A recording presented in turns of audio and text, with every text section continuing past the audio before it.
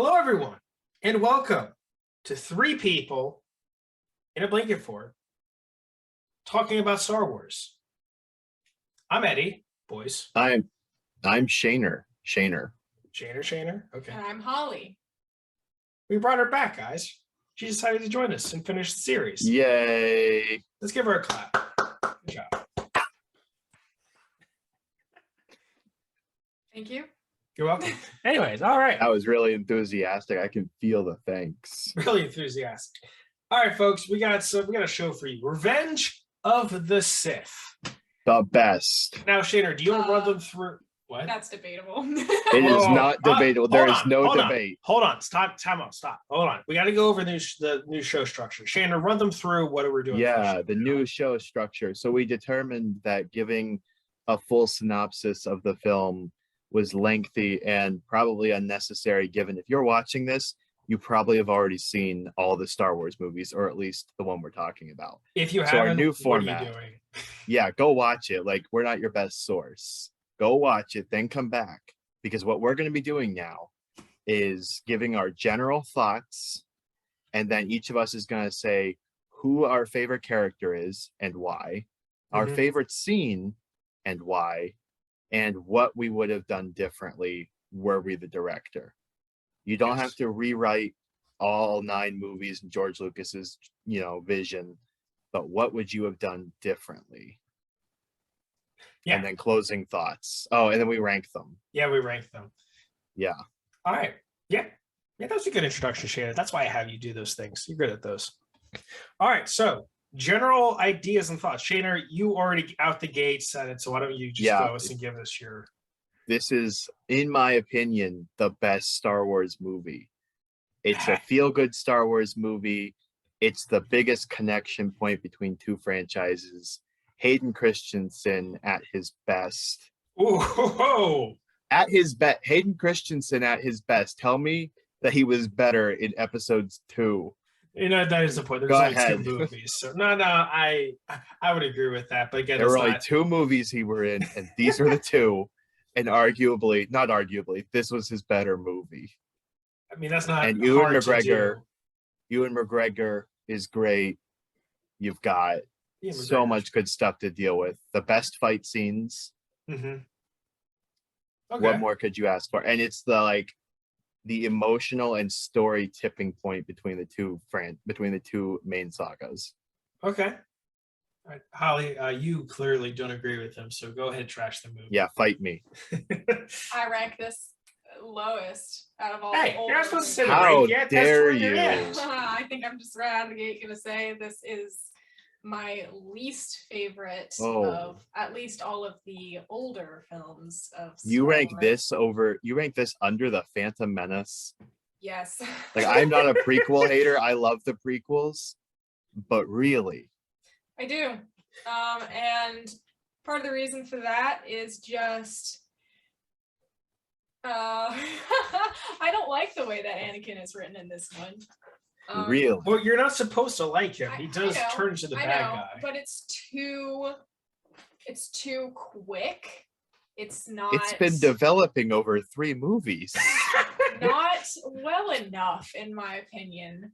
I think the turning point was too quick in this movie.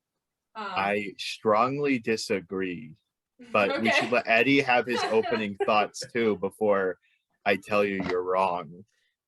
I'm gonna admit it. I used to be on Holly's side. This was probably my least favorite out of those 3, like the Phantom Menace, Clone Wars, Revenge. It used to be my least favorite. However, I haven't watched this movie in 5+ years. It's been a very long time, and watching it now, I still like Clone Wars better. I think Clone Wars has higher points. Attack of the Clones. Sorry, Attack of the Clones. You're right. But it's a better film than I thought it was. Yes, it's better than I thought it was. I think I agree with Holly in that I think that Anakin's descent into the dark side was a bit too rushed. It did feel rushed. I think once again it's been developing over 3 movies. I get that, but in the beginning.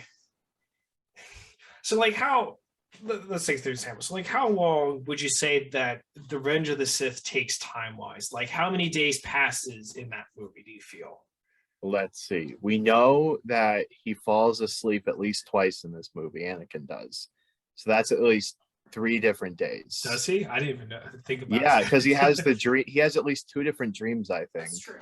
All right, no, you're right. And- He does have 2 different dreams. I'm gonna say at most a week, and at the least 4 days. Okay. I think it's more than that. I would give it at least 2 weeks because I feel like there's time in between that we're not seeing. That's fair. So I guess there's 2 invasions in this movie. So yeah.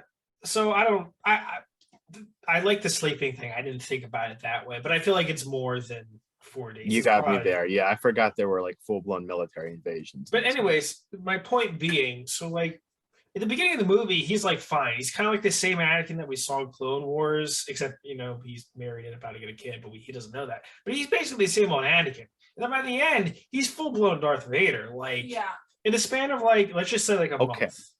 Well, month, like ahead of like years into years. Not only years that, in between the film, like that and Clone Wars. Like so much has happened. Like that descent of the man is just like down quick. Okay, I have a point, but I'll let Holly finish. But I have a point on that. Sure.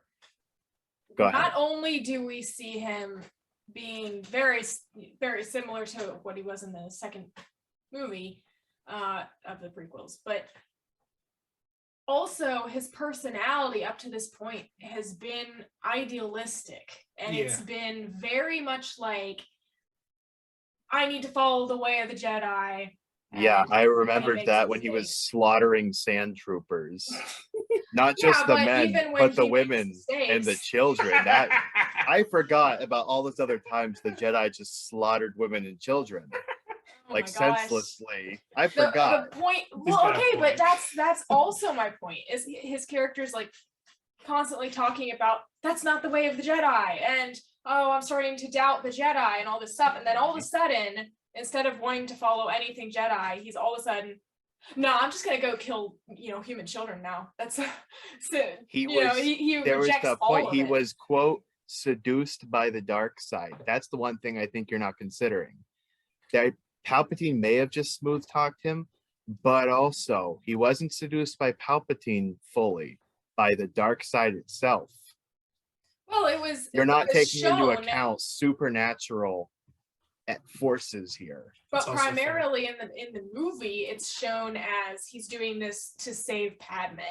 And it doesn't show well enough, I believe, the pull of the dark side beyond just, my dream says she's gonna die, I want to save her, so this is the path I'm going on now, and I'm gonna do anything that they tell me, no matter what my ideals were before. So I think what it leads into is you start with the death of his mother because he wasn't powerful enough to save her. So now he has a vision, which with the Jedi is more consistent. It's not just like a dream. The Jedi had visions, and he went to Yoda, and Yoda told him it could happen. So now he has reason to believe it could happen. And Palpatine shows up and not only tells him he can do this, because at this point, Palpatine's already his most trusted friend outside of Obi-Wan Kenobi, and even maybe more, because I don't know if Obi-Wan knew about the slaughtering of the Sand People, but Palpatine sure did. And he had that to manipulate him with. He had the potential death of Padme. He had the dark side using it to manipulate.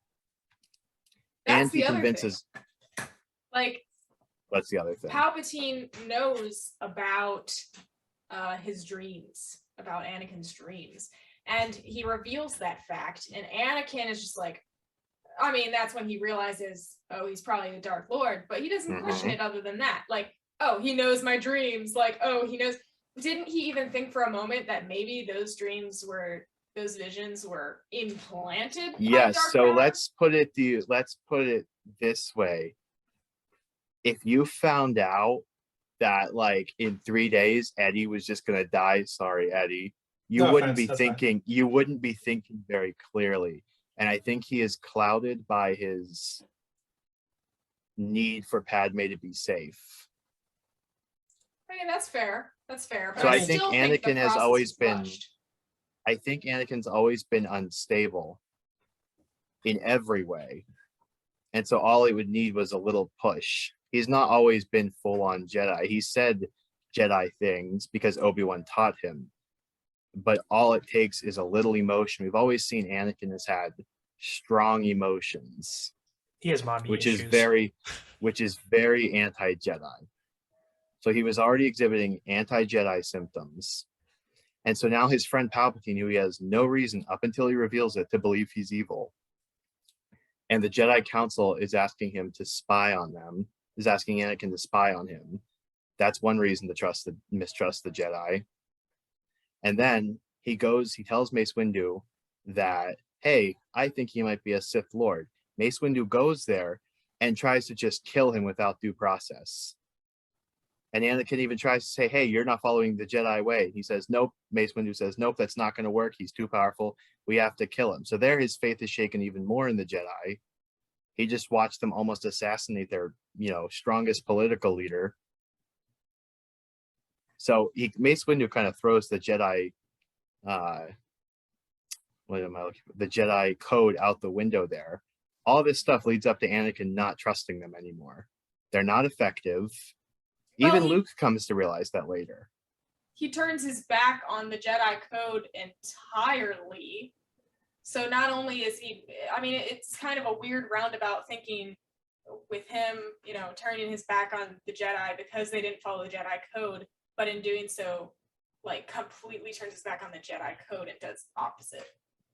Unpopular opinion, the Jedi were a cult. And so he finally gets himself free of that. I'm not saying they were all evil, but it is a current popular thinking the Jedi were like a cult. They indoctrinated them when they were children and raised them to believe no emotions, bad, stay away, when really you probably would benefit from a healthy mix of both. That's why the Jedi and the Sith both were terrible. So he gets to the point where what he's trusted in the most, the Jedi, even Obi-Wan, and he's seeing them suddenly try to assassinate the one person who kind of saved him, Palpatine, and took him in and took care of him and, almost raised him besides Obi-Wan. And then Obi-Wan comes and he gets led to believe Obi-Wan's trying to kill him. I think it's not rushed. I think it's a perfect example of revealing who the Jedi really are and then being manipulated. Perhaps, but all of this about due process, and then Palpatine kills Mace back, and all of a sudden it's I'll do whatever you want, I'll do whatever you say. Bows down to the guy who just killed Mace, even though he prevented Mace from killing. Prevented Mace from killing the other guy because of due process or because of his ideals. He threw all his ideals out the window. And he threw Mace out the window. I was just about to say, along with Mace. I will admit. We got to continue, or else this episode's going to take like an hour long. So I'm going to cut you guys off because you can continue like forever. This is the midichlorians debate. We're going to have an episode that's just settling debates. Yeah. All right. I do want to say one thing before we move on, though. I feel like The Revenge of the Sith, seeing it now after so many years, is a very much a Star Wars movie. Because, it's kind of inconsistent. Yeah, there's some things you can't believe. Yeah, there's that one guy you're not going to like. However, General Grievous is so cool. And the star fights are so cool. And the lightsaber fights are so cool. It's just so Star Wars-y. It's light humor, it's adventure. It's just like the original series in that regard. So anyways, I just want to end with something positive. Also, fun fact, did you know that you can see the Millennium Falcon in Revenge of the Sith? Is that in with the Senate? Sort of. So when Anakin and Obi-Wan are coming into, I guess, not the Jedi Temple, is it? No, it's the Senate building. Yeah, the Senate building. After the General Grievous fight, they're coming down. As they're lowering down, you can see the Millennium Falcon in the bottom right hand corner. Oh no, I think I heard of that, but it's been a while. It's true, I saw it. I missed it the first time. I missed it this last watch through.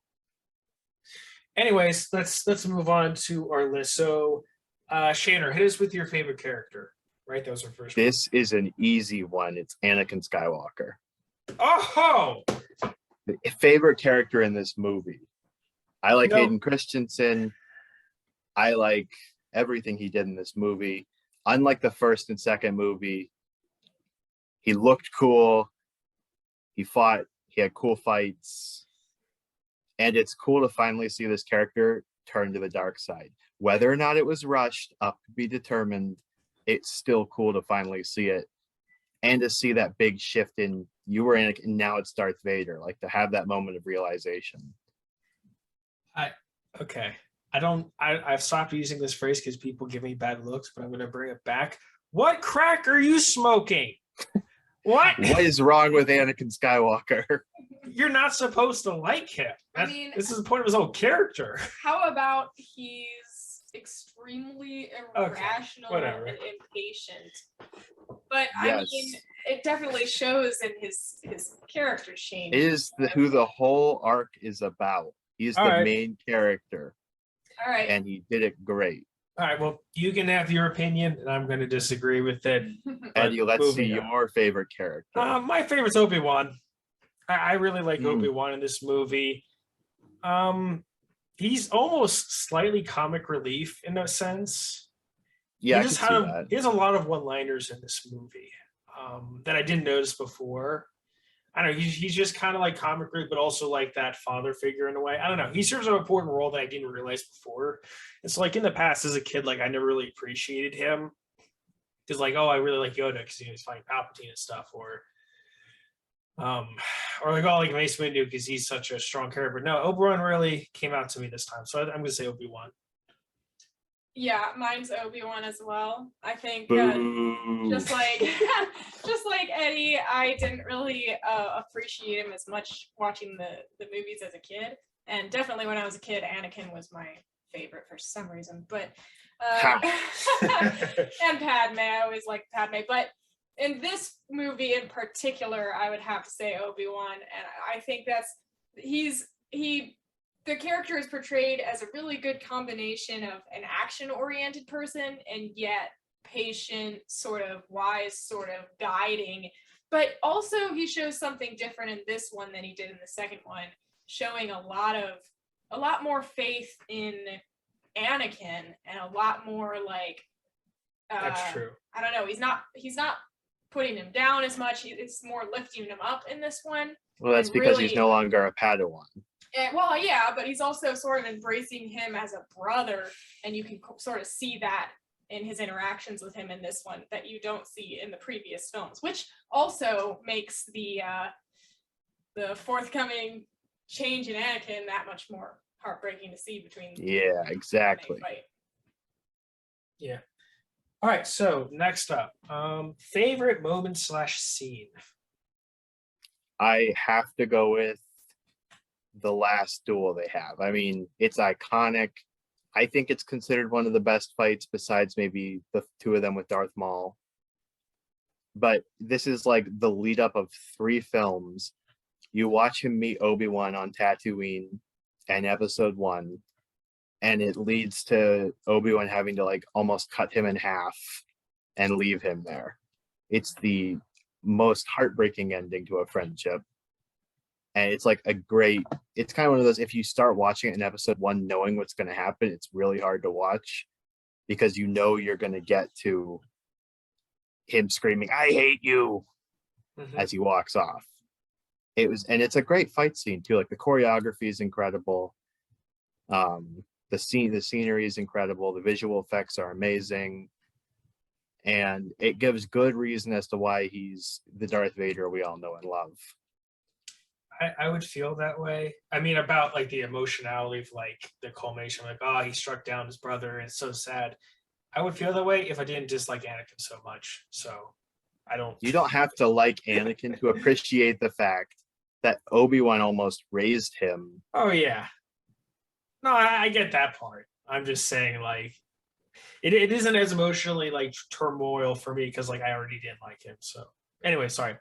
My favorite movie is actually the first act of the movie. That like initial like battle where they're rescuing Palpatine, fighting Dooku. Yeah, that's a good Grievous. one. I just really love that scene. I liked it as a kid. It's still like my favorite now. Just really well done, I feel, and it shows that wittiness and like that brotherliness between the two, Anakin and Obi-Wan. It puts the movie in a really good spot, I feel, and then it just goes downhill from there. But anyways, sorry, go ahead, Holly. Yeah, I have to go with the end fight scene, the one with That's fair. all the lava and everything. I just think it was choreographed really, really well. It was. And yeah, it was just a really good fight scene. If I were to pick another finalist, I would say just that one moment when Yoda and Palpatine are standing at the top in the middle of the Senate building as that piece raises up, and they're just standing on top of that fight. And the music in that scene is incredible. Seeing it from far away and just seeing the light of their lightsabers on the top of that thing, it's such a large arena-looking area, is really cool. But that would I feel like that one moment in that scene is really epic. Okay, to follow up, if I had to pick a runner-up, because I was thinking about this, the Order 66 scene is such a good scene, and it means even more if you've watched Clone Wars and all the other media they put out. But if I can interject a least favorite scene, because I didn't remember it till Holly brought up that fight scene in the Senate chamber. My least favorite scene is when Yoda comes in and Palpatine, they have this little conversation in his little room, and Yoda force pushes him back into the chair, and he does this awkward little flop over the chair. And it's such a break in the momentum of this scene. Like, there's this really big conversation, these two, the polar opposite strongest people in each side of the Force at that current moment. And they have to ruin the momentum of this big conversation because Palpatine like hits a chair and has to awkwardly roll over it. I always found that scene to be weird and awkward. Great fight scene following it. I think but it's just so. If we're talking about that scene, I thought it was really weird that Palpatine's about to leave, but then right after that, he's like, "Oh, I've been looking forward to this." Or was that before? I don't know. But those two pieces were so close to each other. It's like, well, were you really looking forward to that? Because you were about to leave. I think he didn't know it was going to happen, but he was looking forward to killing Yoda. He just didn't know when. So he was going to leave, but then Yoda showed up and he's like, "Oh, well, I guess we're doing this now." No, he was about to leave. Yoda stopped him from leaving. That's what I'm saying. So when he said, "I've been looking forward to this," he didn't mean like I was looking forward to this in the next 5 minutes. He just meant I've been looking forward to killing you. And then he was going to, but he didn't have any plans to do it right then. Mm-hmm. It's kind of like if I were like, fair. I'm going to go and visit Eddie and Holly. It's going to be great. And I'm going to see them again. It's going to be great. And then you showed up at my front door and I was like, I've been looking forward to this. It wasn't when I planned on having that meeting, but I was still looking forward to this. So then Yoda stops him from leaving and he's like, "Oh, well, guess I'll have to fight you now." You get my point? Does that example make sense? That's fair. I would agree with you on that one. I didn't think about the chair flopping thing. I just think it looks funny and flopping. It does, and it just ruins. I just think it ruins it. Like, it's a big serious scene. There was no need for comic relief in that scene. I think at that point in the movie, we're past comic relief. I don't think it was supposed to be comic relief. I think it was just Yoda pushing him back, which, by the way, he should have like broken a leg or something. But yeah, he could have just slammed him into the wall, and even sliding down the wall would have been less slapstick awkward than him doing this weird roll over the chair really slowly. I can see that. It makes me laugh every time. Anyways, so next thing, something you would improve. And oh boy, were there a lot of choices we could make. Well, at least for me. Anyway. Okay, I'll let you guys go first because I had one and then I forgot it, so I have to think about it. All right, we'll go in reverse order. You go ahead. Cool. So I would like to point out that General Grievous has a cough, but he don't got no lungs. Actually, I can explain that. But okay, I thought maybe he's partially organic. Maybe he does have lungs, but then he goes out, like he blows the window out and he goes outside in the first scene when he's escaping from the ship. Yeah, I know what you're talking about. Yeah. He's perfectly fine. So why is he coughing if he doesn't have lungs? I would redirect you to there's an animated short film about the Clone Wars. It's on Disney Plus.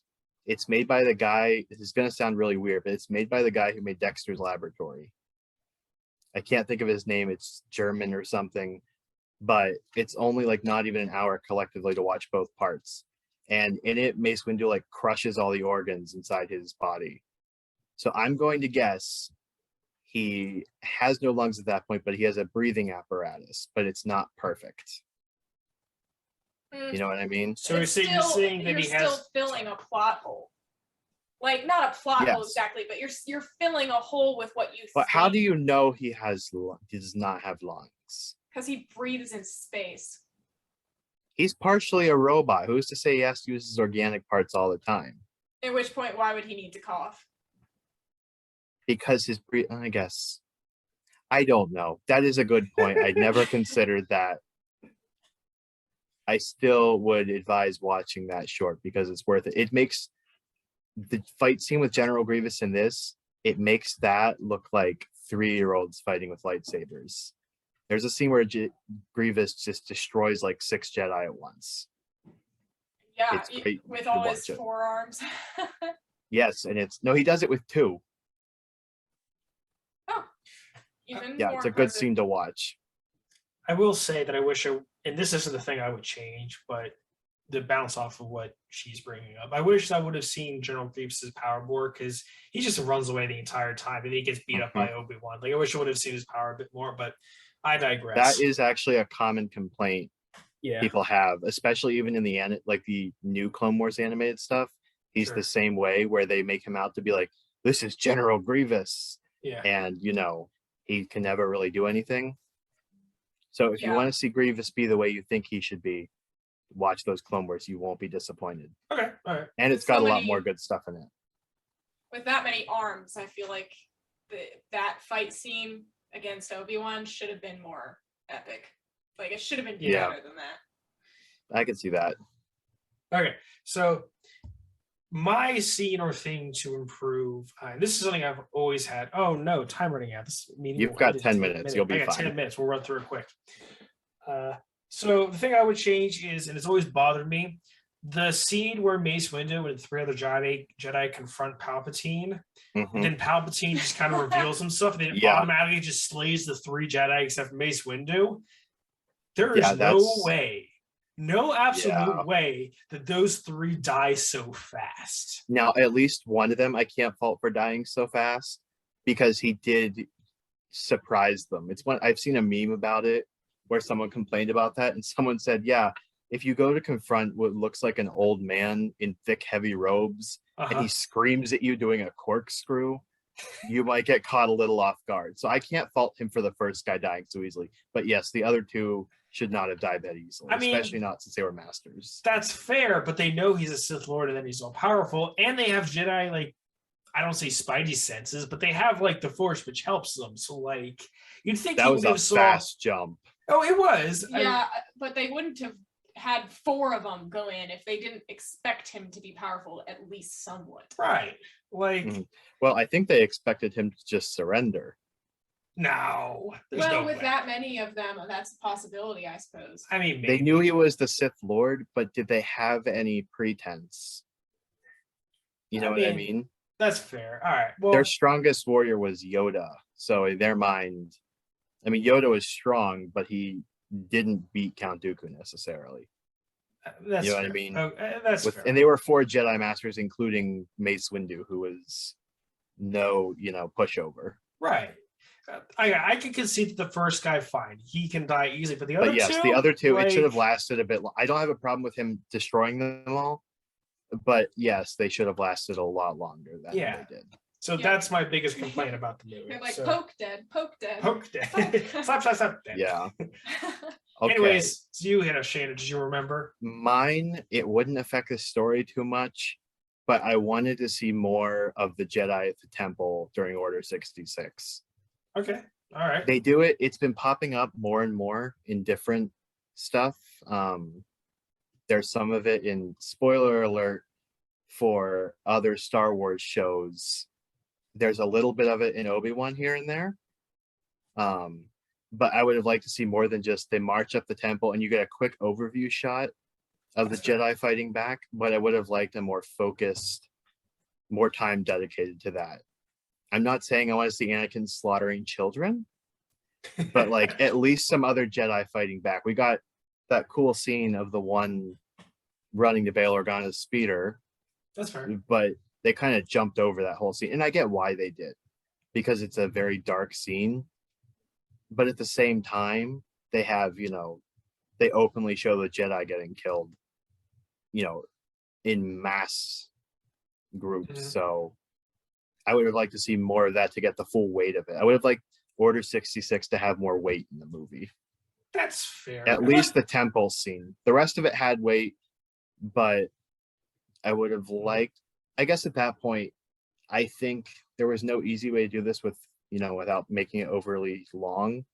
But without knowing who some of those Jedi are, there's not really that much of an emotional punch to it. I mean, that's fair. I feel like that's a common problem with this movie. Yeah.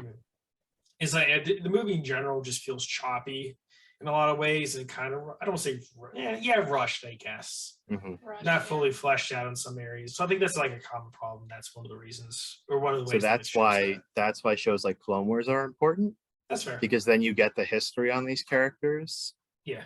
So you understand, and even like the relationship with Obi-Wan and Anakin. Right. You watch that play out for, I think there's 11 seasons, and Something then like you hit that Order 66 mark, and suddenly all these Jedi, all these clone troopers, Okay. and Commander Cody shooting him off that ledge means a whole lot more than just, oh yeah, his captain betrayed him. Right.